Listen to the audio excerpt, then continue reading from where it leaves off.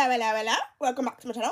I know you guys probably think I'm British. I'm freaking not. Let's just get into it because I realized, wow, you guys really stopped watching my videos after 1 minute. Today I'm going to be going over the authors that I'm literally sick of. I'm sick of seeing them on my timeline. I'm sick of seeing them being recommended. I'm sick of seeing them on my freaking shelf. Apparently I own some of these books and I'm sick of seeing them. Sick of freaking seeing them. And today I'm going to tell you about them. I'm going to go in order of how much I despise these people. I'm going to be starting with Stephen freaking King. Unfortunately, I own 2 of his books. I own 2 of the man's freaking books. And let's do a face card check for a second. Yeah, this is what we're dealing with, you guys. This is what we're dealing with. Interesting, peculiar. Well, somehow I don't like him, okay? So, this is the very first book that I read by him. I bought it with my own freaking money. Okay, it was like $10. Ugh. Because I read the back and I thought it was really, really interesting looking. And it says, by the New York Times themselves, head of the presidency, head of everything, head of the civilization we know it, they said that this was the scariest book yet. They said that this was his scariest book yet. And I was in for a fright. I mean, it was around October. I was like, I'm in for a fright. I've never read Stephen King before. Let me pick this thing up. See if it can scare me. You know, that's the goal of a horror book, is to scare you.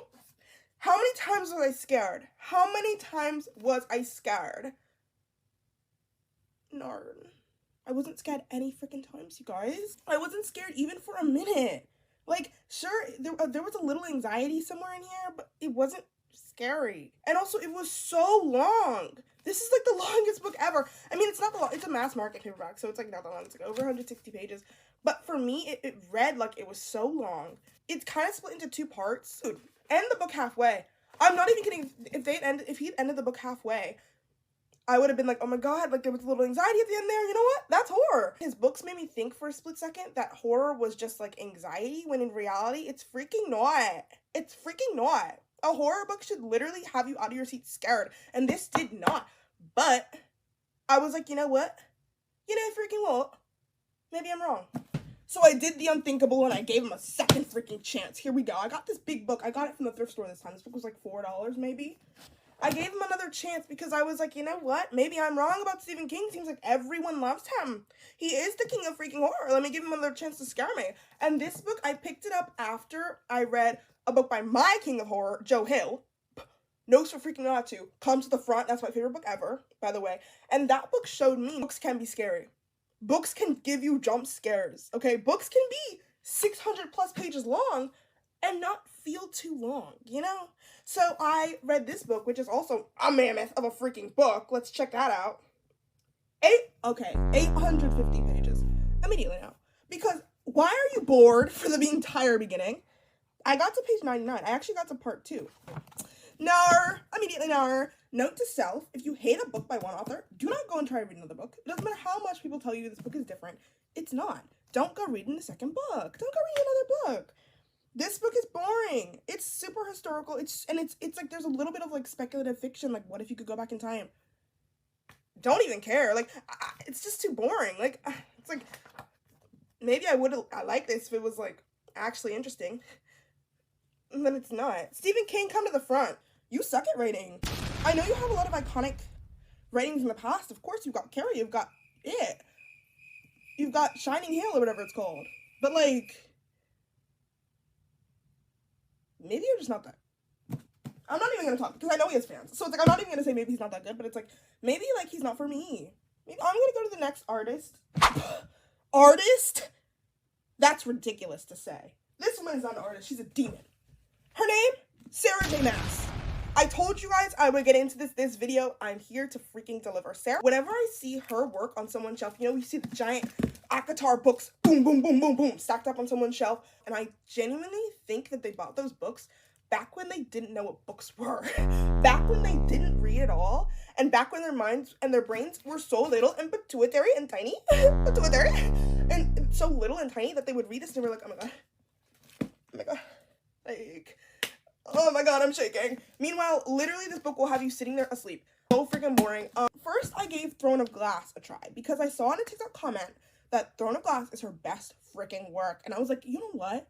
I'm gonna read her best work because I've never been able to get into acotar. Let me read her best work. I gave the first book like 3.5 stars, which is shocking, and it shocked me because the first like 15% were so boring to me. I was like, my eyes are glazing over every time I'm reading. It feels soulless, but I ended up finishing it and I enjoyed it. Yeah, book 2 I DNF'd. I DNF'd at 30%, and I actually included it as a book that I read this year. So freaking now, when I see my stupid Goodreads end of the year, it's gonna say that my most popular book is that. It was literally horrendous to read. It was so boring. It was a horrible reading experience. And like the fact that I stopped reading it when like when the bodyguard finally became her lover.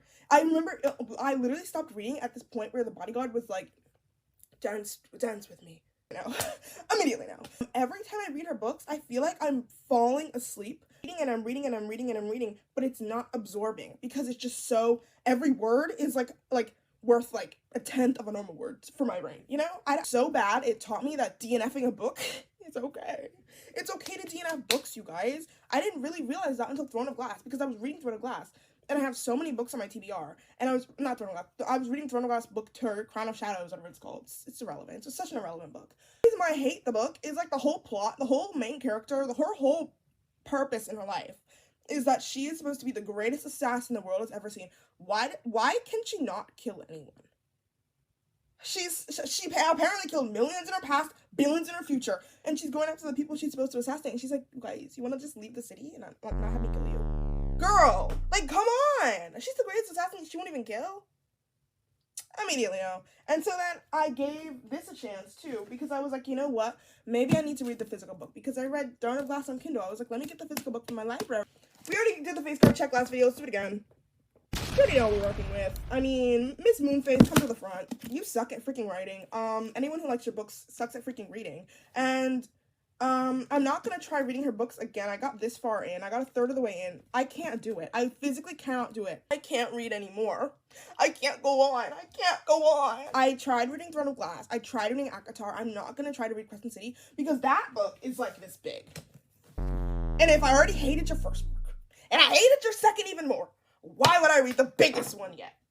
Stephen King, I realized maybe he's just not for me. Sarah J. Maas, boring, lazy, stupid, sloppy. This woman's work, I genuinely believe, is a waste of trees, a waste of the paper book cutting industry, a waste of publishing, a waste of my time, a waste of your time, a waste of the entire population's time. And I've been seeing her blowing up recently in the media because one of her books is being turned into a movie, and everyone's like, oh my god, you're the perfect audition of this character, you're the perfect... Y'all remember the characters? You guys read this back in 2019, 2020 and remember the characters? She could not have been this impactful to you. She literally could not have. And the next author is Hazelwood. I don't own one of her books. Thank God. Like, literally, thank God. I genuinely believe that Hazelwood is single-handedly setting back the romance genre. I don't have any explanation for that. I'm cooking in my big brain, and since I'm always right and I know everything, it has to be true. But basically, the reason boils down to that every single one of her books has the same freaking formula. Let me know if this sounds familiar to you. So it starts with a teeny, itsy bitsy, petite, little tiny, itsy bitsy. Oh my gosh, she's so little. We get it, you're a tiny woman who's so quirky and she's so cringy and she's such a loser. Oh my god, I forgot the biggest part. She's in STEM. She's a woman in freaking STEM. That's like her personality. It's that she's little and she's quirky and she's in STEM. Oh, he's this ginormous man, okay? He's 6 freaking feet. And it's like, I'm sorry, Hazelwood, 6 feet isn't even big. If we're being serious, make him 7 feet. Make him 8 freaking feet, okay? He meets a ginormous man who's also in STEM. And this girl convinces herself that he hates her. She literally sits there and is like, oh my god, he hates me. Meanwhile, he doesn't hate her. He's never ever once shown that he hates her. And he never will hate her. He's actually harboring secret feelings for her, okay? So then throughout the next 500 pages of the book, they fall for each other. And then he reveals that he loved her always in the end. Then the book ends. So I read The Love Hypothesis by her back when everyone read it in 2020 or 2019. Earlier this summer, I also read A Love on the Brain. I read Love on the Brain. And then in the end of my Love on the Brain review, after I hated it and trashed on it and dogged on it, but let me read another work by her. Maybe I'll read Love the Hypothesis. Nope, I didn't even get to that because I got to the library and I saw The Deep End sitting right there. And I was like, you know what? Let me give that a book a shot because part I hated about her book was that it was so STEM. Girl, and it was STEM, but it was like loser. Like, oh my god, you're a loser. You're a bum. I started reading The Deep End because I thought that this book would deviate from her stupid STEMmy plot line. on the back of the book, it's like, oh my god, she's literally, like, in Stanford. But she's not in Stanford for her brain. She's in Stanford for her body. Because she's a swimmer and a diver, okay? She's a diver. I was like, oh my god, this is beautiful. She's gonna be in sports. She's not gonna be in STEM for once. For once, Ali Hazelwood delivered. She's giving us a plot that's not based on STEM. Oh my god. Boy, was I freaking wrong when you turn to page 2 and she's like, oh my god, I really can't wait until I get to medical school and I can become a doctor. But first I have to do research and first I have to pass this chemistry class because I'm really bad at chemistry. But then obviously, throughout the book, all of a sudden she's the best at freaking chemistry. She turns around, she gets into like this best lab. She turns around in the lab. The MMC is there in the lab. He's like, oh, you're here. Well, that's not what he says. That's not even the plot. I don't even care what the plot is. I don't remember it because it's irrelevant. She's in STEM, and then the MMC is also in STEM. But oh my god, can you believe this? He's like an Olympian. He's an Olympian, but he's also in STEM, and he's doing research. And in the end, guess what? He literally gives up on the Olympics to go to medical school. Oh my god, I don't care. This is a message to Ali Hazelwood right now. Stop it with the same stupid plot. I know you have 5 fans who love these books, but I'm telling you, Gen Z, we're turning. I'm turning Gen Z against Ali Hazelwood, one book at a time. One video that gets 5 views at a time. I'm turning us against Ali Hazelwood. I'm not fully against and opposed to her writing. It has a time and it has a place. Romance in and of itself has a time and it has a place. It's a stupid little genre. Oh, they're gonna come for me. But it's not a stupid genre, but I feel like the writers in it, as of 2020 suck. Right now, what's being pushed is stupid. If we want to change things, I have to go to the author herself. So I'm coming to Ali Hazelwood as a woman. I'm speaking to you as a woman, Ali. I'm coming to you, Ali Hazelwood, and I want to ask you a question. Are you bored yet of writing the same stupid book on repeat? Are you bored? Genuinely, are you bored? Are you bored of writing the same trash on repeat? Do you want to level yourself up? If so, I have a proposition for you. Please write one book where the FMC is not in STEM and the MMC is also not in STEM and has nothing to do with STEM or meeting in a lab or science or whatever. Please. Show that you can stand on romance of itself. You don't need the backdrop of science. You can just stand on your own, queen. I believe in you, and I'm begging you, change a little bit. And apparently she has one book called Bride, and it's about, like, Omegaverse. I don't even care. I gave Stephen King a chance. I did give Ali Hazelwood a second chance with Deep End. I cannot give you a third. If I hate your guts and want you to die, why would I give you a third chance to live? Like, if I hate you and want you to die, I sent you to the execution chamber. I brought you back for some reason.